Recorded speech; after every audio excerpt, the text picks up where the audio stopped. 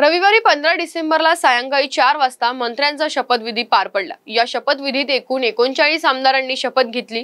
33 आमदारांना कॅबिनेट तर 6 आमदारांना राज्यमंत्री पदाची शपथ घेतली आहे। भाजपच्या एकूण 19 मंत्र्यांनी शपथ घेतली, त्यामधून 9 नव्या चेहऱ्यांनी मंत्रिपदाची शपथ घेतली आहे।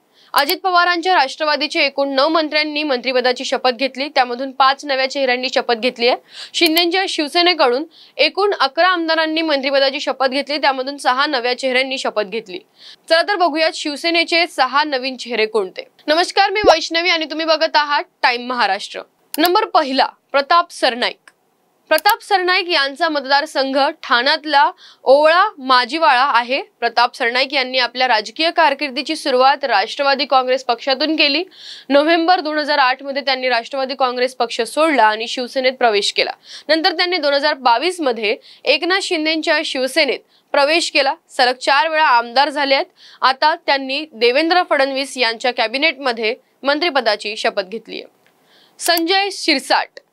संजय पांडुरंग शिरसाट यांचा मतदारसंघ संभाजीनगर पश्चिम आहे। 2009 मध्ये ते पहिल्यांदा निवडून आले। सलग 4 वेळा ते आमदार झाले आहेत। आता त्यांनी देवेंद्र फडणवीस यांच्या कॅबिनेटमध्ये मंत्रिपदाची शपथ घेतली आहे। भरत गोगावले। भरत मारुती गोगावले यांचा मतदारसंघ रायगड जिल्ह्यातील महाड विधानसभा मतदारसंघ आहे। 2009 मध्ये ते पहिल्यांदा निवडून आले। सलग 4 वेळा त्यांनी आमदारकीची शपथ घेतली आहे।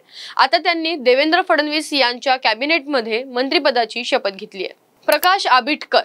प्रकाशराव आनंदराव आबिटकर यांचा मतदारसंघ कोल्हापूर जिल्ह्यातील राधानगरी आहे। 2014 पासून ते सलग 3 वेळा आमदार झाले आहेत। आता त्यांनी देवेंद्र फडणवीस यांच्या कॅबिनेटमध्ये त्यांनी मंत्रिपदाची शपथ घेतली आहे। आशिष जयस्वाल। आशिष नंदकिशोर जयस्वाल यांचा मतदारसंघ नागपूर जिल्ह्यातील रामटेक आहे। 1999, 2004 आणि 2009 मध्ये ते महाराष्ट्र विधानसभेवर सलग 3 वेळा निवडून आले होते।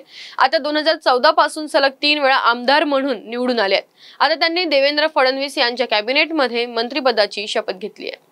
योगेश कदम। योगेश रामदास कदम यांचा मतदारसंघ दापोली आहे। सलग 2 वेळा आमदार झाले आहेत। 2019 मध्ये ते पहिल्यांदा आमदार झाले। आता त्यांनी देवेंद्र फडणवीस यांच्या कॅबिनेटमध्ये शपथ घेतली आहे। आता हे पाहणं महत्त्वाचं ठरलंय की कोणत्या नवीन चेहऱ्याला कोणतं मंत्रिपद मिळेल। व्हिडिओ जर आवडला असेल तर तुम्ही या व्हिडिओला लाईक करा, शेअर करा आणि टाइम महाराष्ट्राला सबस्क्राइब करायला विसरू नका। धन्यवाद।